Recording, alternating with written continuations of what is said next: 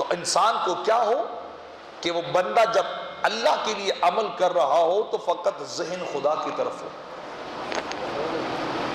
کسی صوفی سے کسی نے پوچھا تھا کہ انسان مخلص کب ہوتا ہے، انسان اللہ کے لیے مخلص کب بنتا ہے؟ تو انہوں نے کہا تھا کہ بندہ اپنی نیکیوں کو بھی یوں چھپائے لوگوں سے جیسے انسان اپنے گناہوں کو لوگوں سے چھپاتا ہے، جیسے انسان اپنے گناہ کے لوگوں کے سامنے ظاہر ہونے سے ڈرتا ہے،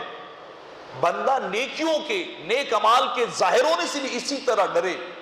کہ میری نیکی کے اوپر کسی غیر کو پتہ نہ چل جائے، کسی غیر کو میری نیکی کے اوپر جو ہے وہ اطلاع نہ ہو جائے۔ تو جب وہ اپنی نیکیوں کو چھپائے جیسے گناہوں کو چھپاتا ہے تو تب جا کے بندہ مخلص بنتا ہے، تب جا کے بندہ اصل عمل کرنے والا ہوتا ہے۔ کیونکہ آقا علیہ الصلوۃ والسلام نے فرمایا کہ الاسم گناہ وہ ما کرہت ان یطلع علیہ الناس، میرے آقا علیہ الصلوۃ والسلام فرماتے گناہ وہ ہے کہ جس کے متعلق تو ڈرتا ہو کہ لوگوں کو کہیں پتہ نہ چل جائے۔ الاسم ما حاک فی نفسک،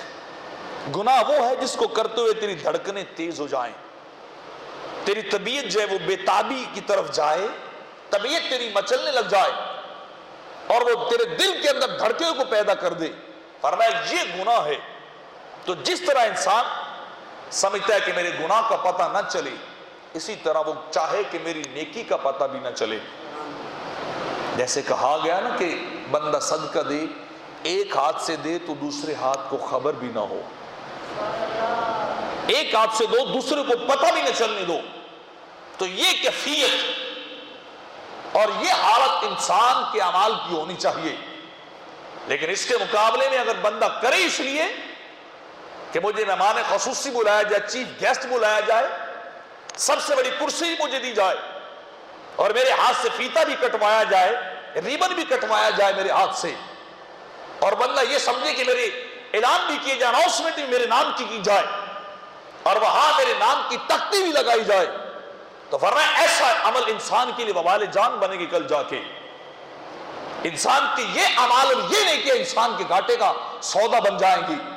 اگر نیکی کرنے جا رہا ہے تو چھپ چھپ کے کر، بندے تجھے کچھ نہیں دے سکتے، محلے دار تجھے کچھ نہیں دے سکتے، انسان تجھے کچھ نہیں دے سکتے، لیکن اگر رب راضی ہو گیا تیرے اعمال سے تو وہ سب کچھ تجھے عطا کر دے گا، وہ سب کچھ تجھے خدا دے گا، دنیا کے اندر بھی اور آخرت کے اندر بھی۔ تو پھر مجھے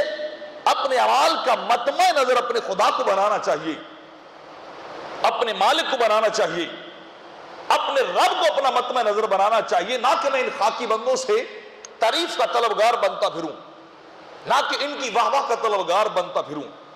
اگر میری توجہ ان کی طرف گئی تو پھر میری زندگی برباد ہو گئی، پھر کیا ہوا ساری محنت اکارت گئی،